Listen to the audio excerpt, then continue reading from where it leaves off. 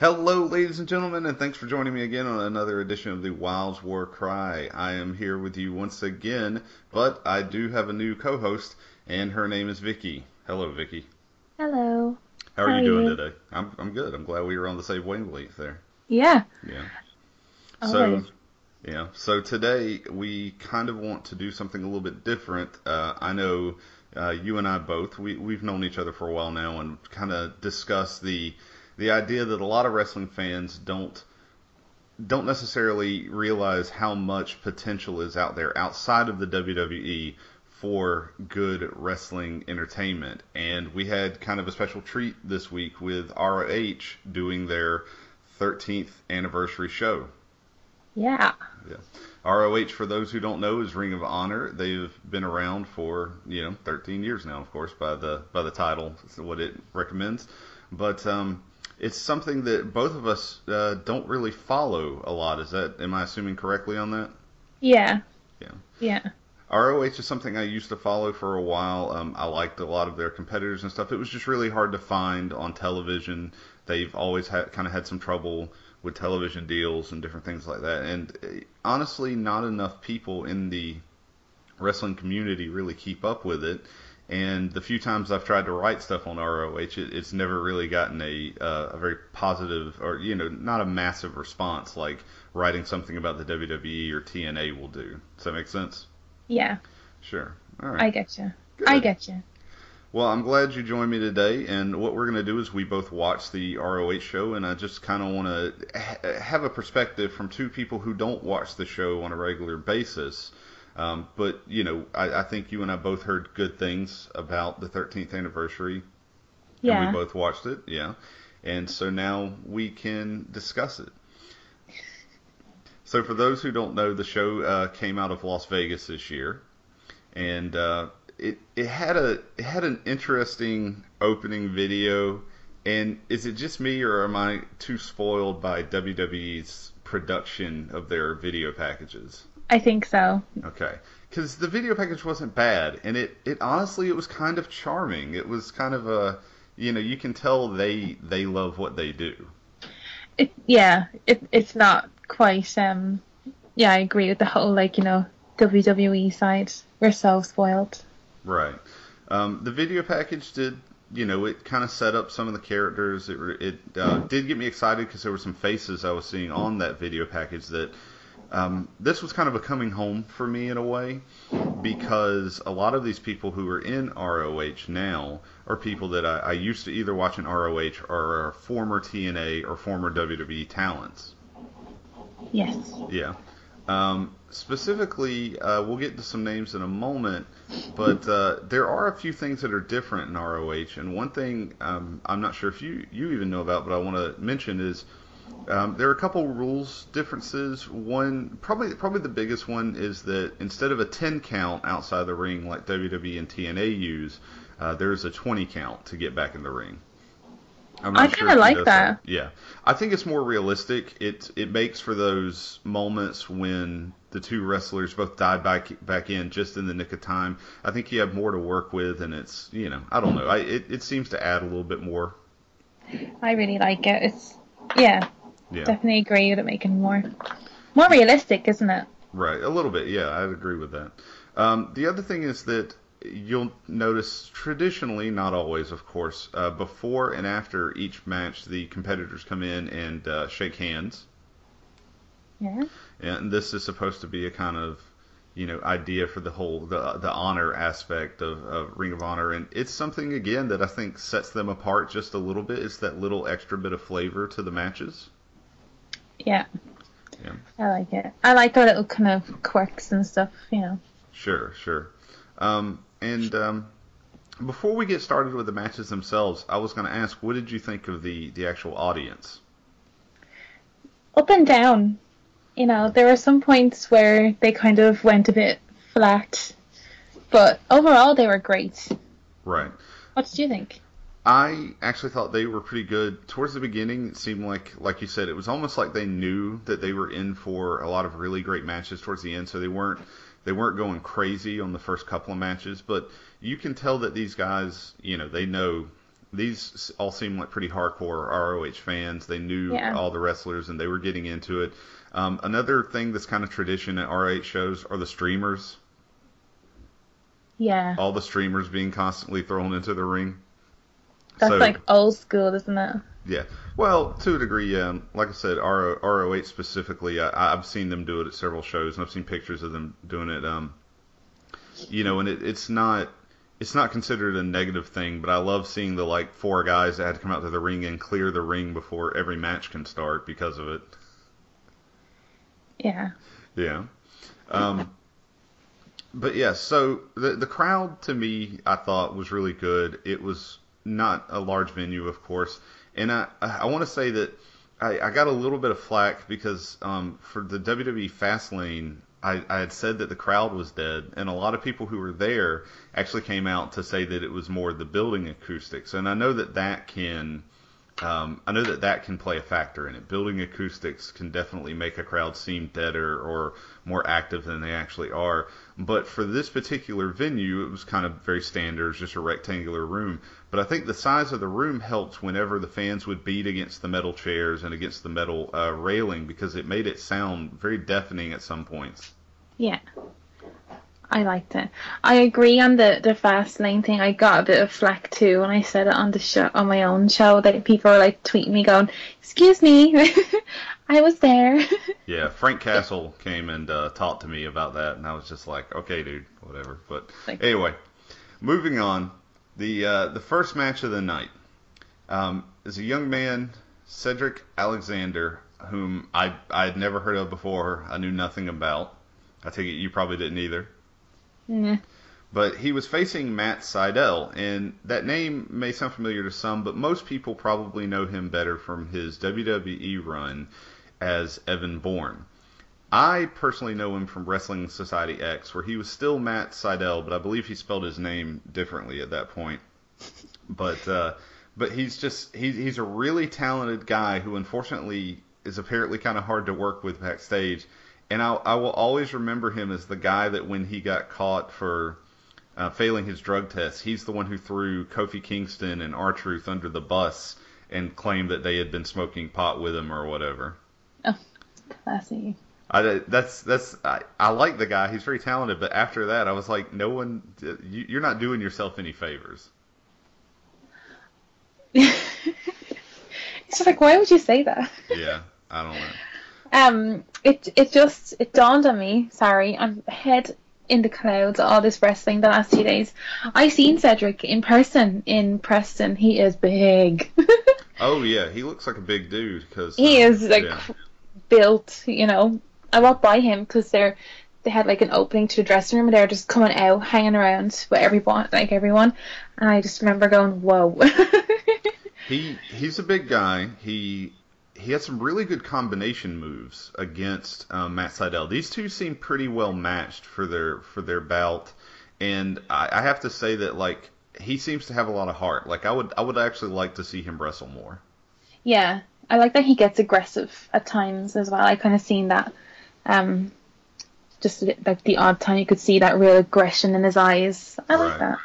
Yeah, and Evan Bourne is also incredibly athletic. He does a lot of, top rope stuff, high flying. He does it's not the shooting star press, it is the shooting star press, I think.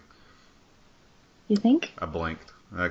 Whatever. He does a big top rope move. I'm pretty sure it's the shooting star press. But it's the one he was famous for doing for a while in WWE, except sometimes he does switch it up a little bit. But both of these guys were incredibly athletic and just knocked it out of the park. It was a good opening match. It wasn't overpowering, but it got everybody kind of going. It lets you know what kind of show you were in for. Yeah, definitely. Right. I like that. Good. And since we're speaking about people who are athletic, I have to say that the second match really impressed me. I thought this was going to be kind of a throwaway match, but and it was probably the shortest match, I think, on the card. But Moose versus Mark Briscoe. So, do you know anything about Moose? Not really, but I did see the Briscoe brothers in Preston, and I love them. They're so wacky. Yeah. The Briscoe brothers remind me of the whole Steve Austin bionic redneck thing because they look like they're straight out of the swamp, but they would like missing teeth. Yeah, I believe I actually referred to, yes, in my notes here I have the redneck Terminators are back. So that is a note I wrote down. Terminators? Yeah, the movie with Arnold. I freaking know it. Just making sure. Oh yeah. I don't know if you guys get movies over there in Ireland. Do you know what? I was waiting for you to slag off the Irish. I had to. Yeah. You'll pay for that. I'm sure I will. Moose though, I got to talk about Moose for a second because 9 times out of 10 when you hear professional football player turned wrestler, a lot of people groan at that. But this guy, he apparently played for the Patriots. He played for the Atlanta Falcons at one point and a couple other teams, and hasn't been in wrestling that long. I believe he had his first real match in 2013, if I read correctly. But he is athletic. The spear that he does, where he does kind of the flip at the end of the spear, it just looks so brutal. Yeah, there's something about him, isn't there? There's more to him. Yeah. He did a drop kick. At one point, Mark Briscoe was up on the top turnbuckle, just sitting up there. And Moose does a standing drop kick to the top of the turnbuckle to hit him pretty much just square. It was pretty impressive. And his clothesline. Yeah, he had a pretty good clothesline.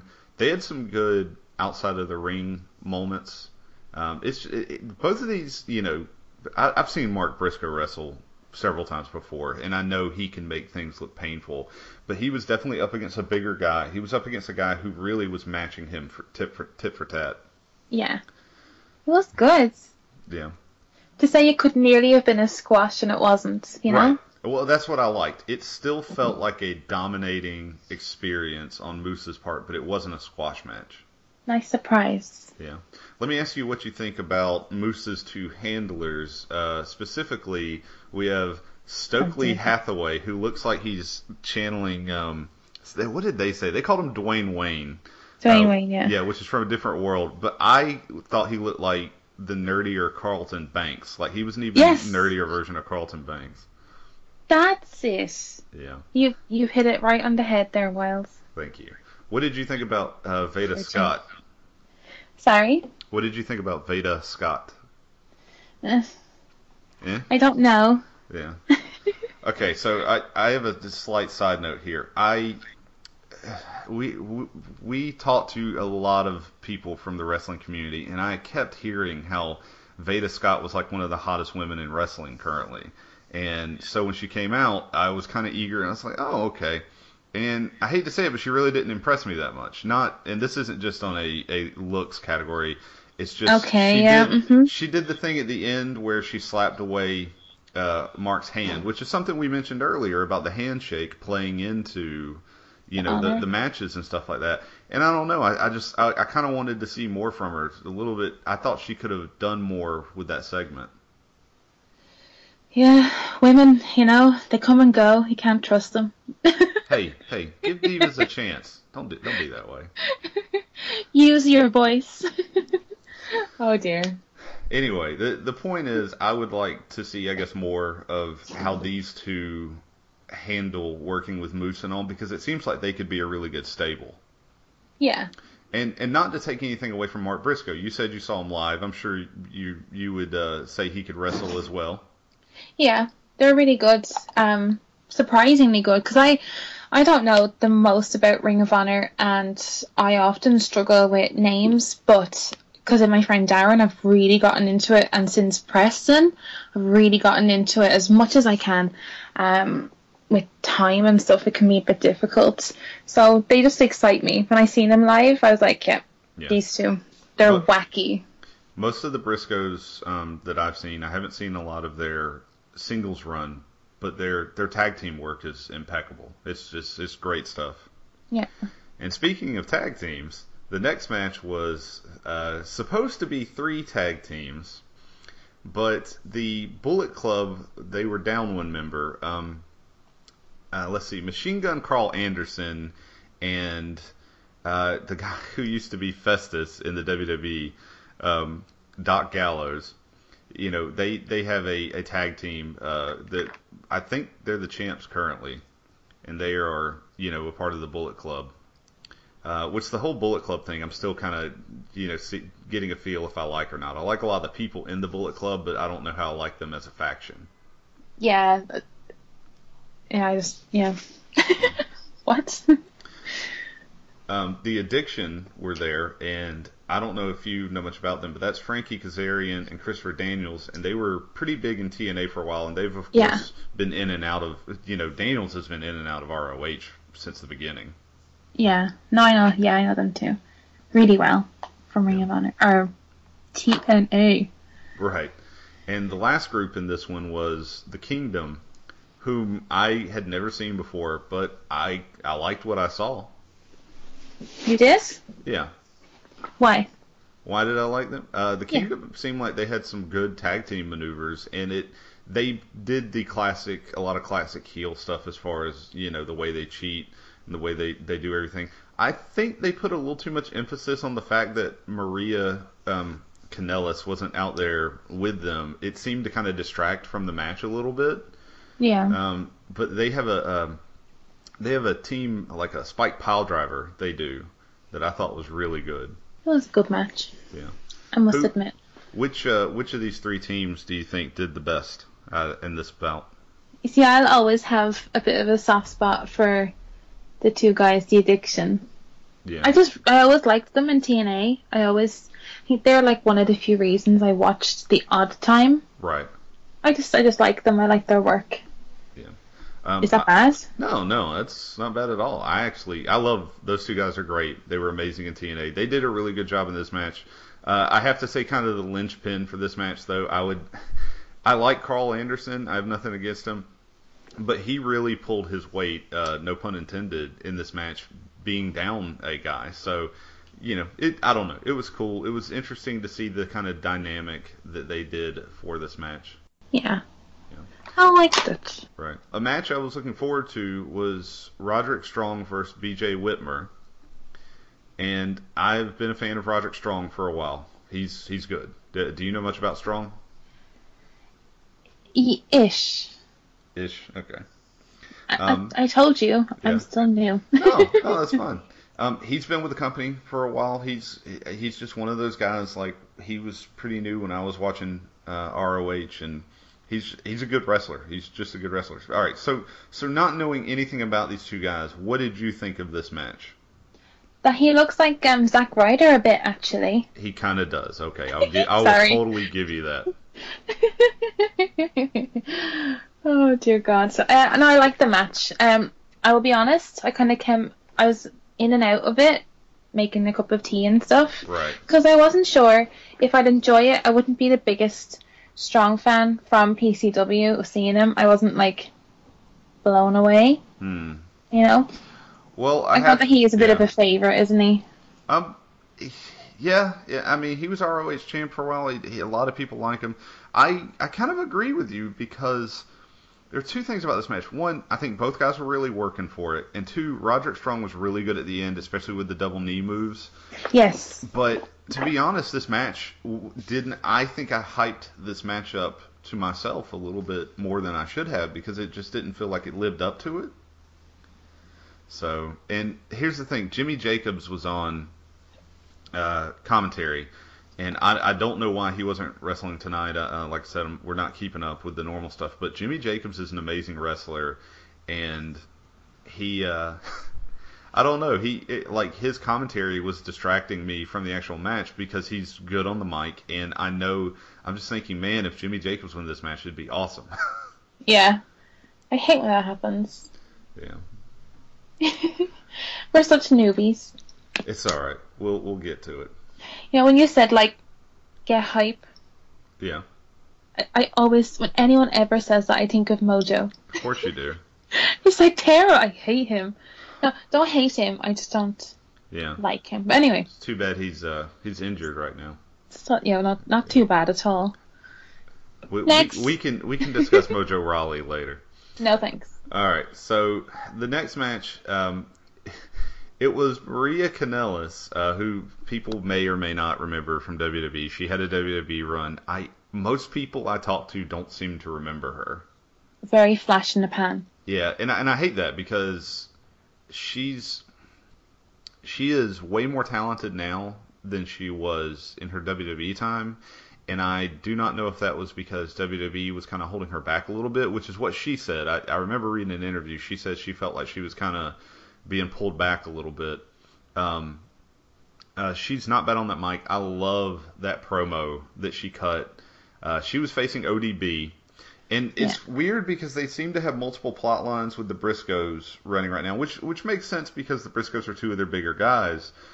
But they also have this thing going on where apparently the Kingdom stole Jay Briscoe's belt and gave it to Maria Kanellis, and she made it the belt of love. Is that what did you get all that from?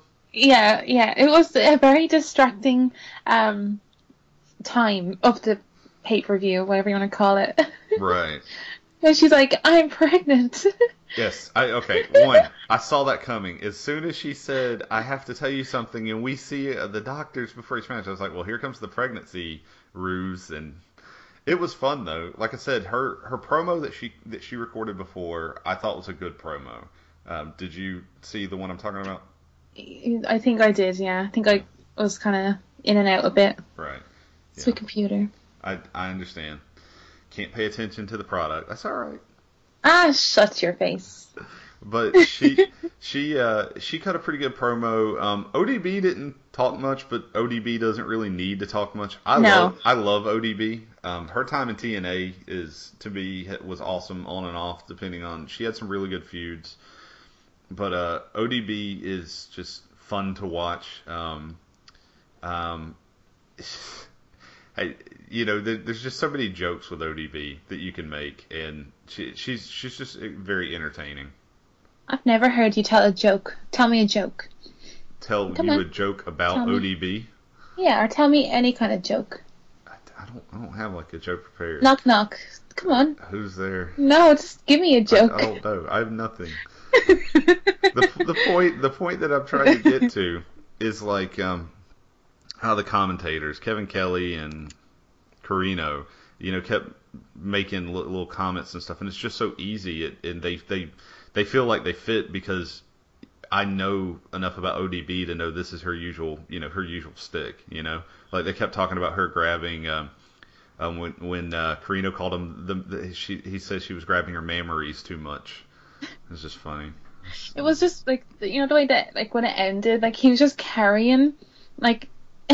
He was just carrying her, and they're like, she's unconscious. It's like, oh my god. Some of the parts of this match are really brutal, like when ODB slams Maria on the outside and she hits the grate, like the steel rails. Yes. That looked like, I thought she might have legit been hurt for a second. ODB did an off the top rope to the outside move, and she participated in a doomsday device. Oh, yeah. I will say this is a good match where they used guys outside of the ring, for the interference and stuff while the women were fighting, but it didn't take away from the actual women's match. No, it didn't at all. Yeah, I thought that was good. It was good. It was different. Yeah. It was different. Definitely different. But it was definitely good. So let me ask you, how much of an AJ Styles fan are you? I really like AJ Styles. Good. We can get along now because I like AJ Styles too. Because we didn't before. Yeah. Well, now we can get along for realsies. Oh my God. Go on. I said that. He was fighting ACH, which I don't know. Yeah, I don't know about the name. No. I'm sorry. How was it? How would you say that in Irish? How was that? I'm refraining from saying the F word right now to you. That's fine. I'm just shaking my fist at you instead. But if you could say ACH again for me. It's not H. No, it's not. It's not ACH. Can't stand that. It's not. Excuse me? It's not triple. It's not triple H. It is. It's triple H. Oh God! All right. How do you say herbs? Not like that.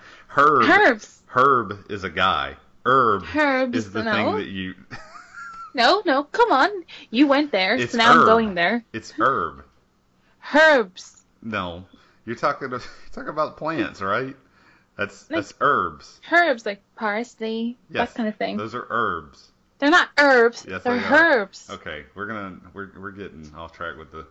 Okay, herbs. Herb is a guy. Anyway. Okay, so I really like this ACH kid. However you feel like you want to say it. He's Go ahead. What? Yeah, No. I was gonna say he's like really like been working at himself or something. He's gotten a lot of muscle. Yeah, he's built. He's a jacked kid. He's hitting the gym way more than I am. Sorry. This match to me was one. I like AJ Styles and I like this guy. Some of their counters.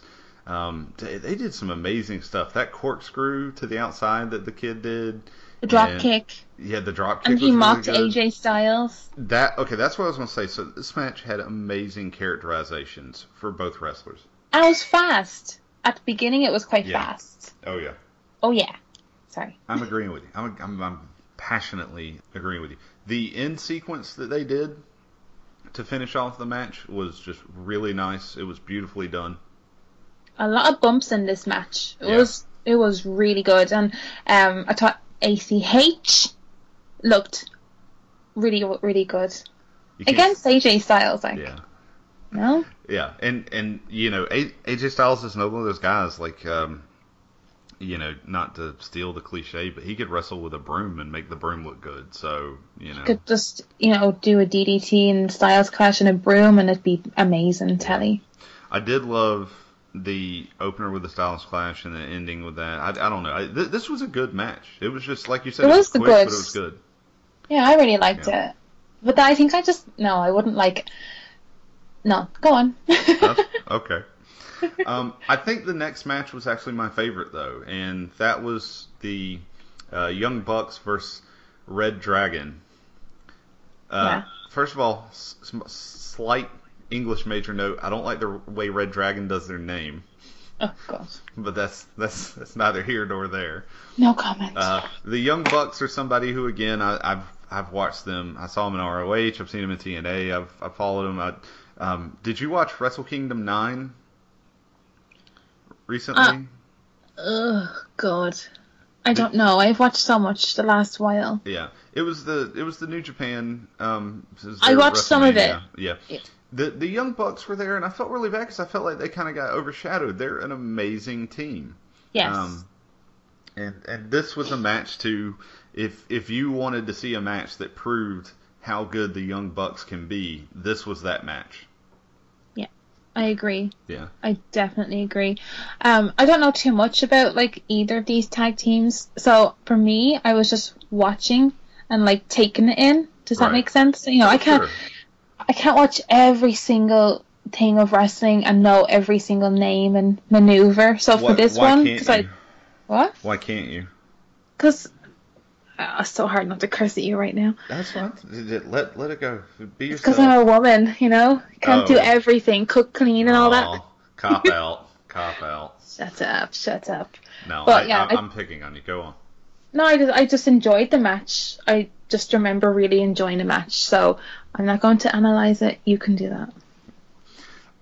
Okay. Sure. Bossy. The partner switch-offs were good, meaning, there was some interesting tags, but after a while it just kind of broke down and it seemed like it was a tornado tag match. Yeah. All four men were just in the ring whenever they pleased. I actually thought it was weird when one of the Young Bucks actually went back to his corner and waited. I was like, you haven't been doing that the entire match. Why start now? You idiot. Yeah. There was a lot of really good high-flying action. The pacing of this match was probably the best paced match all night, in my opinion. There was no dull point. There was no time to rest, and it's solid action. I didn't even notice the commentary for this match. I was just like my eyes were glued. I was like zoned in on just the match. Commentators could have been saying it. I'm going to say a very brief note about the commentators. I like Kevin Kelly. He used to work for the WWE. He's gotten a lot better since then, and I have no problem with him. The Carino guy got on my nerves at some points, but there were times where he didn't even talk. And this, what you just mentioned in this match, was a lot. He didn't spend a lot of time talking because they were just having to, keep up with the play-by-play because there was so much going on. Yeah. Yeah. There were some amazing double team moves. Just everybody had their moment to shine. The excitement level. Like I said, this was my favorite match of the night. Yeah, and the crowd Yeah, were so into it. The crowd was very into this. I think part of the reason they were into this too also is this is when the KDR showed up for the first time. Some red masked individuals were in the crowd, and I think we kind of got a hint later. We'll talk about that, about who these individuals are. But they didn't do anything this match. I think they were just kind of letting their presence be known. But I don't know. I got to mention one last thing. One of the Young Bucks dove off the top rope into the triangle hold from one of the members of Red Dragon, and that was perfect. They could not have timed that better. I agree. Yeah. So, do you have any other comments now that I've broken the match down? No, just like I said, I was just really into it. Definitely enjoyed it. Yeah. If take this as you will, but if for some reason there's only one match you can watch from this pay-per-view, I highly suggest it be this one. Yeah. Yeah, definitely. Okay. So next, one of your old buddies showed up. Mysterio, El Patron. Oh, you almost said it. I know. Almost. It's okay. Every time I write up an article, I type Alberto Del Rio and then have to backspace and say El Patron. But anyway, he was fighting one of my favorite wrestlers, Jay Lethal. Jay Lethal is another guy. He's from TNA. He's done it all except for WWE, of course. But he's just an amazing, talented, hardworking guy. If you've never seen him do his impression of Ric Flair, there's an amazing scene from TNA where he and Ric Flair square off trying to out Ric Flair each other. Have you seen that? No. I'm going to send that to you. I'm going to find it and I'm going to send that to you. I'm going to find it. Okay. All right. You better. Yeah, I will. I thought both men looked great in this match. What did you think? I really liked it. I thought the crowd kind of died down a little bit. Yeah. Did you? No, I agree. No. Okay. I think it was because the crowd was so pumped into the for that last match. Yeah. This match was going, no matter who went on next, this match was going to be a little bit of a cool down, and I don't think the crowd disliked it at all. Especially towards the end. They were into it. They were getting back into it towards the end, but at the beginning of this match, yeah, there was a noticeable drop in the crowd reaction. I thought it was just me that noticed it, but I was texting my friend Kenny about it today. He does like the Sunday Seg, and he was like, "Did you find out the crowd disappeared a bit after the Bullet Club match and stuff?" And I was like, "Oh, so I'm happy it wasn't just me thinking that, because sometimes, No, yeah, I got you. It's a bit crazy. No, at least at the beginning of that match, you're correct. Like after they did their entrances and the crowd kind of died a little bit from the entrances. These two wrestled a solid match, and the way they got started and everything. I don't know enough about the people that are with Jay Lethal, the whole House of Truth thing. So I don't know enough, and I know you probably don't either. That really affected me. But just their wrestling again was just rock solid here. They had some good stuff. They had some classic heel moments with the two guys that were with Lethal interfering. And it was good interference. It didn't feel forced. It didn't feel like it took away from the actual match. There was still a finish, even if it wasn't the finish some people probably wanted. Apparently, a lot of people are getting back behind Del Rio. A lot of people just didn't like his WWE run, but he has a strong fan base. He has. He was booked so bad in WWE. He was. Even when he had the title, he was just booked so bad. He's such a good wrestler. Yeah, he is. And okay. He's. I got a small shout out. He's in Lucha Underground now too. Yeah. And that's a show I absolutely love. But we'll talk about that more in a second. And he's in Preston. I'm not obsessed with Preston City Wrestling much. Okay, sure. I kind of am. But he's doing the Road to Glory with Justin Gabriel, Matt Hardy and stuff. Yeah. So he's gonna be in Preston in a few weeks. I think that is so cool. I think that'll be good. So cool. No, that'll be packed, and that'll be amazing. I'm tempted to go. I think I might go. Okay, good. Well, if you do, let me know how it goes. Yeah, So, for sure. A small production note. I think I would have put this next part that we're about to talk about. I would have switched this in the last match with I was about to do it again with El Patron and Jay Lethal. Just because I think the cool down segment should have come right after that tag team match, as we discussed. And what they actually use for the cool down to let people kind of get into it, still have something cool, but getting ready for the final match because you want your crowd to be pumped for the final match, was the Samoa Joe promo. Yeah.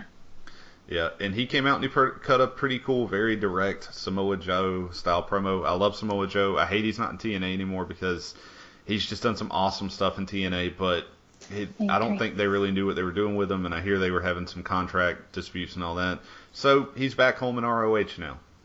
For the time being. For the time being. I have heard some rumors that WWE is interested in him. I don't know if that's true.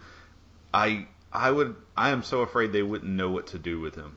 That's my thoughts exactly. Yeah. Even in NXT, what could you do with him? I think there's enough. Yeah. What? Sorry. I was going to say, actually, if I take that back, if he goes to WWE, they should just leave him in NXT. Yeah, but then again, like, obviously he's very seasoned, isn't he? You know, he's been around. Oh, yeah. Is it enough money for him down there in NXT? You know. I don't know, and that's a very good point. But NXT is so good at this point that I don't want anybody to get called up. Everybody's like, when is Zayn going to get called up? It's like, I don't want his ass to get called up. He's fine. Me either. Yeah. Even the ladies, like Charlotte and that, I'm like, please don't. Yeah. Like, don't do it. I agree. All right. So, got one more match to talk about, but before we do that, do you know who Nigel McGuinness is? I have. Can I Google him, please? I'm gonna tell you. I'm gonna tell you who Nigel McGuinness is. Don't tell me. Don't tell me. Fine. Use your Google. Google. I'm using my bloody Google. Oh yes, it was who I thought it was. Okay. He was in TNA as Desmond Wolfe, but not as many people remember him from that because unfortunately, when he went to TNA, he started a really good run in there against Kurt Angle. He was doing a couple other things, and that's unfortunately when a lot of his medical problems started. And they figured out that he just couldn't wrestle anymore. It wasn't medically safe for him to wrestle anymore. And I hate that because when I did watch RoH regularly, he was the champ. He was amazing. There was just, there's a match with him and Daniel Bryan that I just, Bryan Danielson that I just love. Was he like the longest reigning champ? I don't think so. I don't know. I'd have to look that up. But I just asked my friend Darren. Okay. But he was an amazing competitor. A lot of the ladies loved Mr. McGuinness for the accent and the abs, I think too. But he was just an amazing competitor, and it was good to kind of see him back. That he's still in the business. There's a documentary that you can actually go watch that kind of chronicles his last run in RoH before he had to retire. So if anybody's interested in that, I definitely recommend it. So, definitely. Final match. 4-way for the World Championship. Now, I don't know how you feel, but personally 4-ways can get a little bit too chaotic and hectic for me, and sometimes feel like they're not as good of matches as if you had just cut it down by one or even two guys. I agree. This 4-way I thought worked very well, though. And the competitors for it, of course, is we have the champ, Jay Briscoe. I'm going to say this name wrong, but Ciampa? You heard his name, right? What was it? Ciampa? Is that how it's pronounced? Well, I'm going to say it differently to you, because I'm Irish, for God's sake. Oh, of course. Go on. No, I would just say Ciampa. Is there a H in there? No, but there is in Hanson, but it's pronounced Hanson. Hanson. There you go. It's like the boy band. You should be aware. Yeah. Oh, God. No. I know, right, sorry. Stop. Go on. Michael Elgin. Yes, Michael Elgin is someone I'm familiar with. He's really good. I don't know much about Hanson or I'm not even gonna try to say Ciampa. I Ciampa. think it's Ciampa. Ciampa. I don't know. Ciampa. Somebody will correct this. It'll be great. Don't. Actually, I'm pretty sure somebody will correct us on a lot of this because we admittedly said that we don't know crap about RoH. I think we're doing okay. I think we're Yeah. doing all right. All right, so this was, like I said, Fatal 4-Way matches can be really messy, but the opening was great because it felt like some very beautiful organized chaos. It felt it worked. The opening to this match, again, you kind of had, I don't know, I kind of like in ROH that it seems like trash talk is kind of taken on a different level in the sense that it seems like people are much more willing to just go up and just talk trash to each other before the punches start going. Do you get what I'm saying? I get what you're saying. Yeah. Yeah. Yeah. There was some really good stuff in this. What did you think about the match overall? I liked it. At first, I was kind of skeptical because it's, I know Jay, and I'm aware of Elgin, but the other two I'm not so kind of up to date on. So I was a bit worried that I'd get a bit lost with everything, but I did enjoy it, especially when they did the barricade thing. Yeah, that table spot, that beautiful table spot. I was like, okay. It kept my attention, which was decent, because like you say, Fatal 4-Ways are usually like, whoa. Right. For big guys, there was just a ton of high flying and bigger spots, so.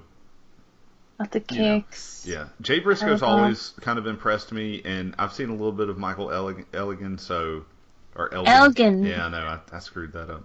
You know what? It's his fault for being named that. Anyway, I've seen some of his stuff, so I knew there was going to be good wrestling in it, but I didn't know what to expect from the other two. And I will say this: the whole thing about being four guys, I'm not familiar with, plus the fact it's a Fatal 4-Way. There were a couple points in the match where I honestly got lost on who was who and what was doing, who was doing what to whom, and it didn't help that they had the KRD, the guys in the red mask, came in and did an interference, and then another guy who had no clue who he is came out and helped get them away. So there was a point in the match where I did think it was a little too much. I've always said I don't like to say that stuff is overbooked, but this kind of felt like it might have been. Yeah, especially if you're not like totally in tune with the roster and stuff in Ring of Honor, it can be a bit like panic. Yeah. No? The good thing I will say is that they did such a great job that I now want to go learn more about the roster, and I can't say I'm going to be watching their show, but I'll definitely probably catch the next pay-per-view at least and try to research a little bit more into the roster. I definitely agree with you. I wholeheartedly. I really think I'm gonna get into TNA. No. You should totally get into TNA. And I meant to say Ring of Honor. I was thinking of my cup of tea. Sure. Yeah, I'm Irish for God's sake. I'm definitely interested in it, and getting the online stuff and that. And my favourite, I know he's injured right now, but is Ring of Honor guy too. So. That's Adam Cole. Baby! Honestly, I've only seen a little bit of his work. He's someone I would like to see wrestle more. I've seen him live. Oh,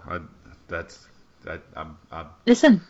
I don't know what to say to that. Before we get off subject anymore, though, what did you think about the end of the match? I was confused. I can see that. That's not hard to believe it. I thought it was a good way. I kind of said beforehand, and I didn't want to. I almost posted it on Twitter, but I didn't want to be called out if I was wrong. Yeah. So, I predicted that Jay Briscoe would retain, and they're the way that they did it just seemed poetic. So it was fine. I liked everything about it. I don't know. It was an overall very good show. I definitely, like I said, this wasn't my favorite match, but it was a good match to end the show on. It was good, yeah.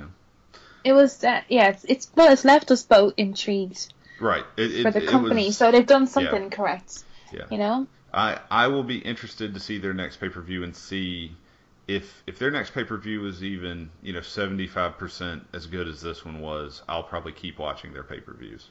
Well, I'm gonna watch weekly. That's all you. You tell me what happens, okay? I will. I will. All right. So overall, Yes. what kind of grade would you give this pay-per-view? Their ROH's 13th anniversary. I'm gonna Give me a give it grade. Give me something. 8 out of 10. An 8 out of 10. That's pretty Yeah. good. That's pretty That good. is good. That's Yeah. very good. I would agree with that actually. I would probably give this one an 8, maybe even an 8.5. I don't know. Oh, Yeah. hold on to your knickers there.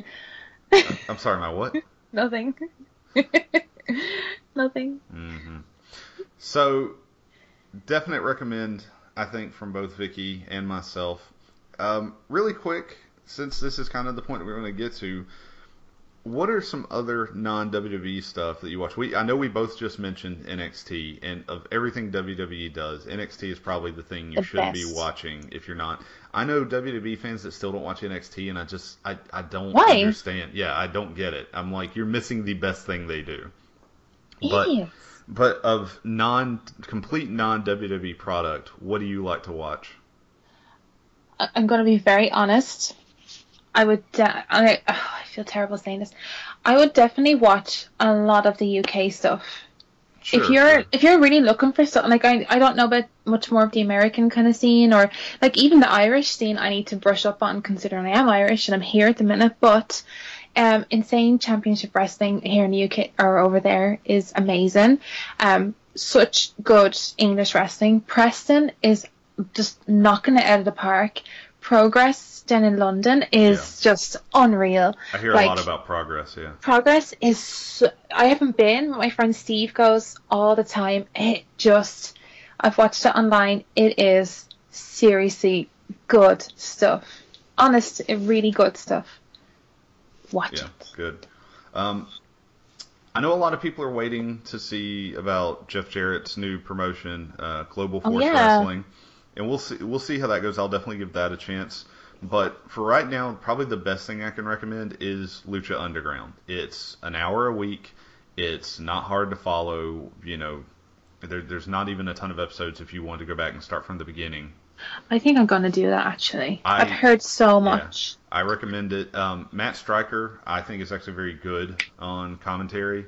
Vampiro is so-so. He's the other commentator. But they have some amazing people there. So a few ex-WWE guys, a few ex-TNA guys, and as we discussed, Alberto El Patron is probably their biggest guy right now, other than my personal favorite, John Morrison, or as he is known there, Johnny Mundo. He's going to Preston soon, too. If you get a chance to see him wrestle live, you probably should. Oh, I really want to go now. I think I'm going to have to go to it. I think you're going to have to go. Yeah. The other thing I would recommend is I watch a little bit of AAA when usually someone sends me a match of AAA. I need to watch more AAA, but honestly, a lot of the AAA guys now are coming into Lucha Underground, so if you like the AAA style, again, I recommend Lucha Underground.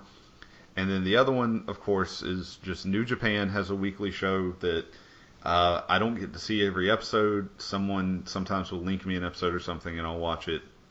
But if you just want good action, good wrestling, solid wrestling, you can't beat that.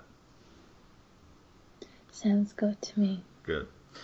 All right. Well, Vicky, I want to thank you for joining me today. I know we kind of rushed through some of those, but I think that gives people an idea of what we thought of the RoH pay-per-view. And it was good. Good crack. If anybody wants to correct you on the way you say H, how can they reach you? They can't, because I will just drop kick them. Oh, okay. All right. You don't have like a Twitter handle where they can send their corrections to? Vicky Earls. Okay. At Vicky Earls, that's it. And don't you have a podcast you do? I do. If you just follow my Twitter, it's easier to follow the Celtic Commodities. That's what we're called. Celtic Commodities. Because Chris is Chris is Welsh. I'm Irish. I wrote Celtic, and it sounds good. Welsh people. Yeah. Okay. All right. They like sheep. You're treading on dangerous ground there, man. All right. So If you want to know any more about Vicky, or like I'm going to do after this and correct her on the way she says H, you should probably follow her on Twitter. You can follow me on Twitter at Stephen Wilds. And I want to thank everybody for tuning in to this, and we hope you have a good one. Goodbye.